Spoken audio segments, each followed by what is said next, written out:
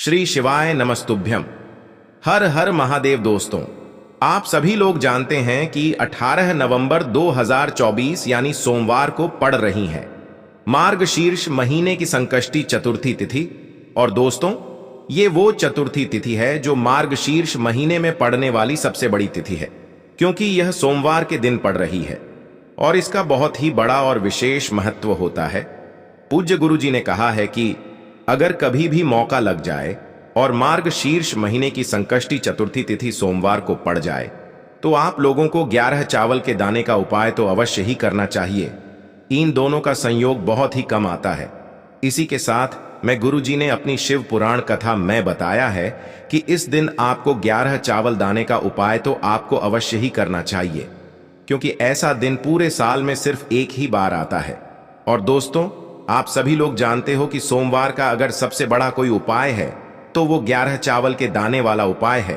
तो दोस्तों, इस सोमवार के दिन आप लोगों को इस 11 चावल के दाने वाले उपाय को जरूर करना है। बहुत सारे लोग होंगे जिन लोगों ने इस उपाय को ना किया हो, मतलब पूरा साल निकल गया, उन्होंने किसी भी दिन इस 11 चावल के दाने वाले उपाय को ना किया हो। पर दोस्तों, आपके पास एक आखिरी मौका बचा हुआ है जो कि 18 नवंबर के दिन है। तो इस दिन आप लोगों को इस वाले उपाय को जरूर कर लेना है। भले ही आपने पूरे महीने भर इस उपाय को ना किया हो, पर अगर आपने इस मार्गशीर्ष महीने के सोमवार चतुर्थी के दिन अगर इस वाले उपाय को कर लिया तो आपको इस उपाय को करने का वो फल मिलेगा जिसकी आपने कभी कल्पना भी नहीं करी होगी। इसीलिए आप लोग इस वाले उपाय को एक बार जरूर कर लेना है, ताकि आप लोगों के हाथ से यह मौका ना जा सके और आपको इस उपाय को करने का फल मिल सके। दोस्तों, यह उपाय पंडित जी ने अपनी अभी की ही श्री शिव महापुराण की कथा में बताया है, जिस उपाय को आज हम आपको बहुत अच्छे से समझाने वाले हैं। इस वीडियो को देखने के बाद इस उपाय को समझने के लिए आपको कोई और वीडियो को देखने की जरूरत नहीं पड़ेगी। तो चलिए दोस्तों, उपाय को शुरू करते हैं। देखिए, यह इस मार्गशीर्ष महीने की सोमवार के दिन यह इतना खास होता है, इतना महत्वपूर्ण होता है। देखा गया है कभी कभी बड़े बड़े पूजा पाठ अनुष्ठान से जो मनोकामना पूर्ण नहीं होते, वो मार्गशीर्ष महीने के सोमवार के दिन एक छोटे से उपाय करने से ही आपकी मनोकामना पूर्ण हो जाती है। और बहुत सारे लोगों ने इस उपाय को किया भी है और उनको इस उपाय को करने का फल भी जरूर मिला है। अगर आप लोग भी इस उपाय को करना चाहते हैं तो आप इस उपाय को पहले अच्छे से समझ लेना, सुन लेना, उसके बाद करना। आपको इस उपाय का फल जरूर मिलेगा। और इस उपाय को कर लेने से आपके घर में चाहे किसी भी प्रकार की दुख और समस्या क्यों ना चल रही हो, आपको उसका कारण भी नहीं पता है कि भाई यह समस्या किस कारण से चल रही है, उसका कुछ भी कारण हो सकता है। जैसे पितृदोष हो सकता है या किसी भी तरह का मंगल दोष भी हो सकता है। तो इस दिन आप लोगों को यह वाला उपाय कर लेना है। यह एक ऐसा उपाय है जिस उपाय को अगर किसी विशेष दिन पर किया जाए तो भाई उस विशेष दिन का जो है वह तो हमें मिलता ही मिलता है। पर हमने उस दिन पर इस उपाय को किया है तो हमें उससे भी बड़ा फल मिलता है, और फल बहुत जल्दी मिलता है, क्योंकि आप इस उपाय को बहुत ही बड़े और विशेष दिन पर कर रहे हो। तो चलिए अब उपाय के बारे में बात करते हैं, लेकिन उससे पहले आप लोगों को यह जानना आवश्यक है कि आखिर यह उपाय किस समय करना है, किसको करना है और कैसे करना है। तो चलिए हम आगे आपको वीडियो में एक एक करके बता देते हैं। लेकिन उससे पहले अगर आप लोग हमारे चैनल पर पहली बार आए हैं या फिर मेरी आवाज आज पहली बार सुन रहे हैं तो हमारे चैनल को सब्सक्राइब जरूर कर लेना और इस वीडियो को लाइक करके कमेंट बॉक्स में श्री शिवाय नमस्तुभ्यम ओम नम शिवाय जरूर टाइप कर देना। तो दोस्तों, इस 11 चावल के दाने वाले उपाय को हमें इस सोमवार के दिन कैसे करना है, किसको करना है, किस समय करना है और कहां पर करना है, ये सारे सवालों के जवाब आपको इस वीडियो में मिल जाएंगे। और जो ये वीडियो देखेगा भाई, उसको 11 चावल के दाने वाला उपाय जरूर करना चाहिए, क्योंकि इस दिन एक चावल के दाने का भी बहुत ही बड़ा और विशेष महत्व होता है। और जब बात आ जाए 11 चावल के दाने की तो ये सोने पे सुहागा वाली बात हो जाती है और ये एक बहुत ही बड़ा उपाय हो जाता है इस सोमवार चतुर्थी का। तो अब दोस्तों, इस 11 चावल के दाने वाले उपाय को आखिर करना किसको है, सबसे पहले हम लोग वो बात जान लेते हैं। तो देखो, घर की जो बड़ी माताएं बहनें होती हैं, उन माताओं बहनों में से कोई भी एक बड़ी माता बहन इस वाले उपाय को कर सकती है। और दोस्तों, अगर आप चाहें तो अपने घर में से सभी सदस्यों को भी इस उपाय को करवा सकते हैं। अगर किसी व्यक्ति की खुद की कोई मनोकामना है, खुद की कोई दुख और परेशानी है जो कि वह अपने लिए ही करना चाहता है इस वाले उपाय को, तो वह खुद अपने लिए भी कर सकता है। बाकी अगर कोई घर में से ऐसा है जो कि अपने पूरे घर परिवार की सुख और शांति के लिए ये वाला उपाय करना चाहता है तो भाई वह भी कर सकता है, उसमें भी कोई दिक्कत वाली बात नहीं है। कहने का मतलब ये है कि इस उपाय को हर एक सदस्य भी कर सकता है और पूरे घर परिवार के सदस्य के लिए घर की बड़ी माताओं बहनों में से कोई एक माता बहन भी कर सकती है। माताएं बहनें अगर घर में उपस्थित न हो या वो यह वाला उपाय न कर पा रही हो तो फिर घर का कोई बड़ा सदस्य भी इस 11 चावल के दाने वाले उपाय को कर सकता है, चाहे फिर वह पुरुष ही क्यों ना हो, उसमें कोई भी दिक्कत वाली बात नहीं है। अब दोस्तों, इस 11 चावल के दाने वाले उपाय को हमें करना कहां पर है? हमें इसे शिव जी के मंदिर में जाकर करना है। बहुत सारे लोग प्रश्न करते हैं हर एक उपाय को करते समय क्या हम इस उपाय को घर पर कर सकते हैं? तो इस वाले उपाय को आप घर पर नहीं कर सकते हो। इस वाले उपाय को करने के लिए आपको शिव जी के मंदिर ही जाना पड़ेगा। उसके बाद में दोस्तों जो अगला प्रश्न निकल कर आता है वो यह आता है इस उपाय को लेकर कि आखिर इस उपाय को हमें किस समय करना है, सुबह के समय करना है कि शाम के समय करना है? तो देखो, इस वाले उपाय को आप लोग सुबह के समय भी कर सकते हो और शाम के समय प्रदोष काल में भी कर सकते हो। अब अगर आप पूछो कि भाई सबसे उत्तम समय कौन सा रहेगा इस 11 चावल के दाने वाले उपाय को करने का, तो हम आपसे बस यही कहेंगे कि इस उपाय को आप सुबह के समय करेंगे तो ज्यादा बेहतर होगा। बाकी अगर प्रदोष काल शाम के समय भी करेंगे तो भी अच्छा होगा, उसमें कोई भी दिक्कत वाली बात नहीं है। तो अब दोस्तों जो अगली सबसे बड़ी और महत्वपूर्ण बात आती है वो यह आती है कि सुबह अगर हम उपाय को करेंगे तो हमें कितने बजे से लेकर कितने बजे तक के बीच में करना है, और शाम के समय प्रदोष काल में करेंगे तो हमें कितने बजे से लेकर कितने बजे के बीच में करना है। तो देखो, सुबह जितनी जल्दी हो सके आप उपाय को करने की कोशिश करना।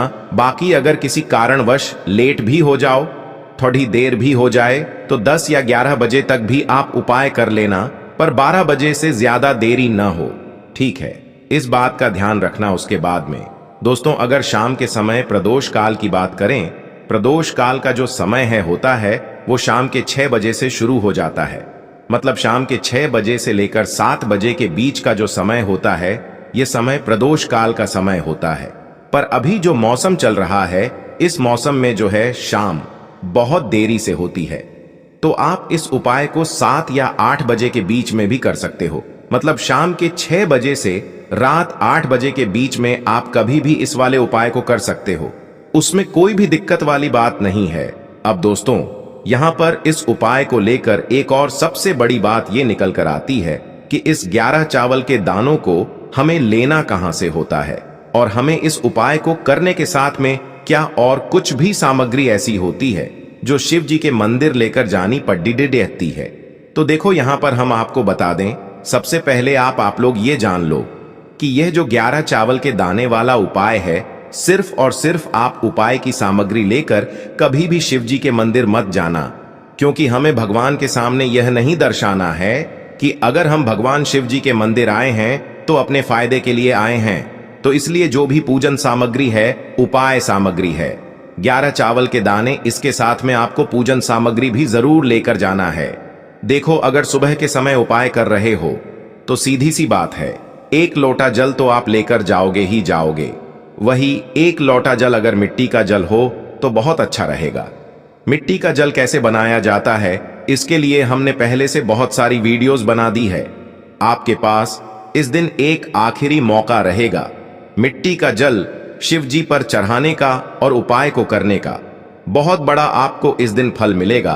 तो इसलिए इस दिन हो सके तो भाई मिट्टी का जल चढ़ाना, तो अपने साथ में कम से कम 1 लोटा जल तो आपको लेकर जाना ही जाना है।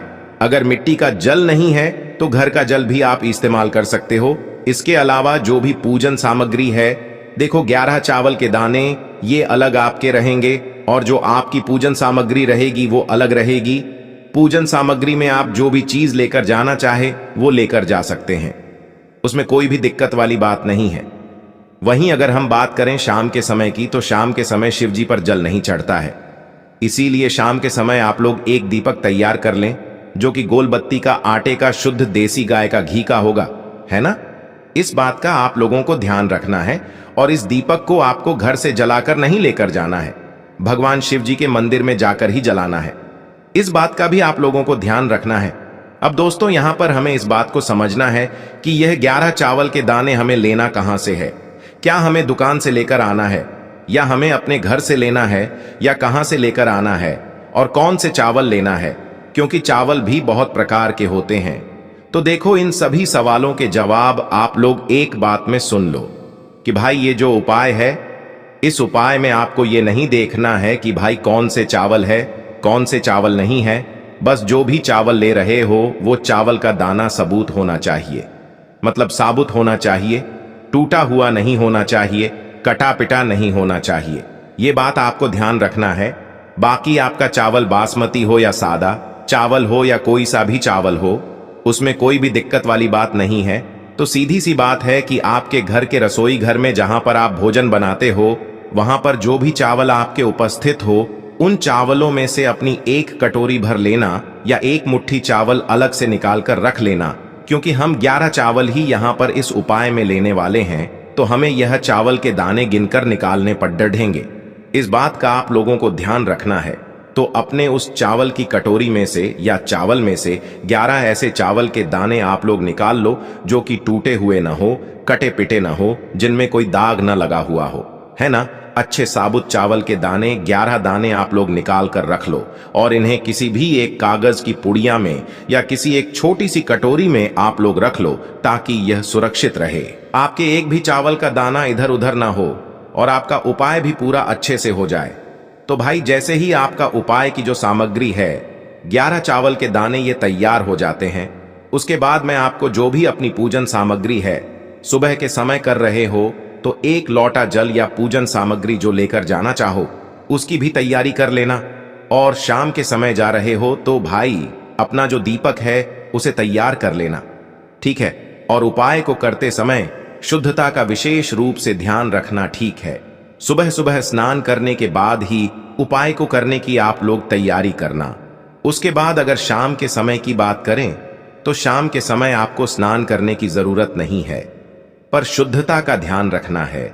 आपको स्नान तो नहीं करेंगे, आप हाथ मुंह धोकर भी इस वाले उपाय को शाम के समय प्रदोष काल में कर सकते हैं। इसमें कोई दिक्कत वाली बात नहीं है। तो आप अपने उपाय की पूरी सामग्री तैयार करके आपके पास ही में जो आपका शिव मंदिर हो वहां पर पहुंच जाइए। सबसे पहले शिव मंदिर में जाकर आप लोगों को उपाय नहीं करना है, पहले भगवान के दर्शन करना है, भगवान से आशीर्वाद प्राप्त करना है, फिर शिव जी की शिवलिंग के पास में आना है। शिवलिंग के पास में आने के बाद आप जो पूजन सामग्री लेकर आए हुए हैं, जैसे कि सुबह गए हुए होंगे तो 1 लोटा जल और जो भी पूजन सामग्री लेकर आए हैं, आप उनसे भगवान शिव जी की पूजन कीजिए। सबसे पहले तो 1 लोटा जल ही चढ़ेगा, उसके बाद में आपकी पूजन सामग्री चढ़ेगी।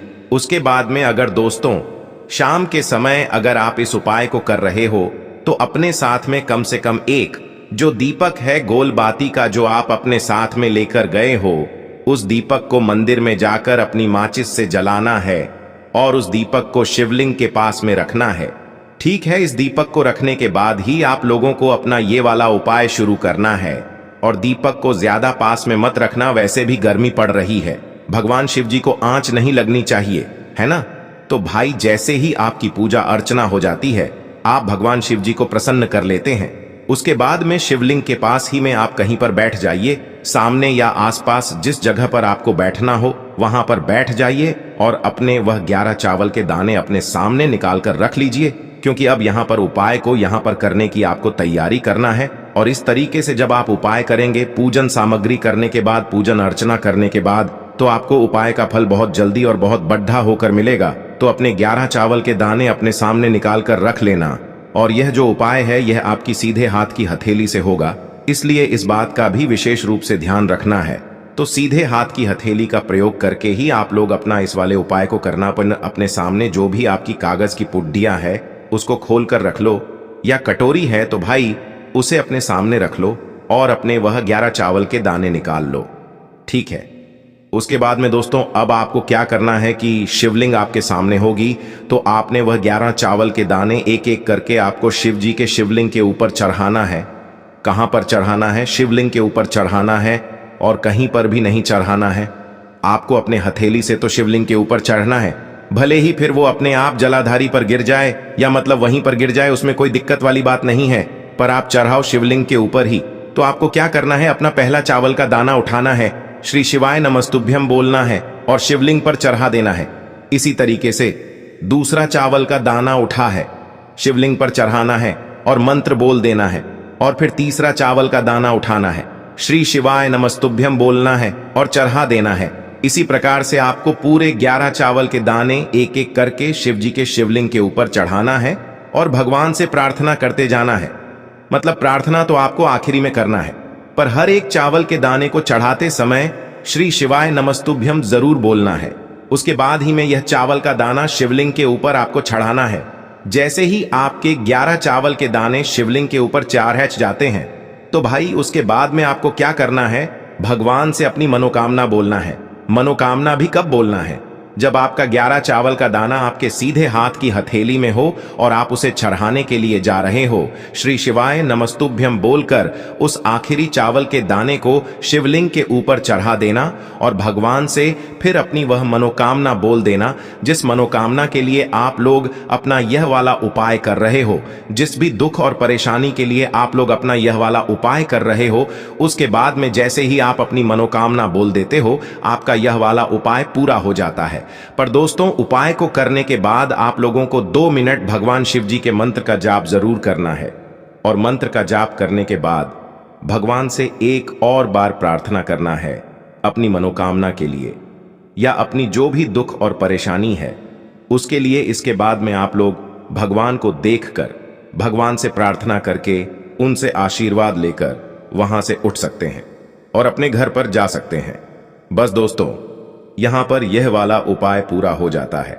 इस तरीके से जो भी व्यक्ति छोटी छोटी चीजों का ध्यान रखते हुए इस 11 चावल के दाने वाले उपाय को करेगा, निश्चित सी बात है उसे उसकी मनोकामना जल्द ही पूर्ण होगी और जो भी दुख और परेशानी है वो भी बहुत ही जल्दी दूर होंगे।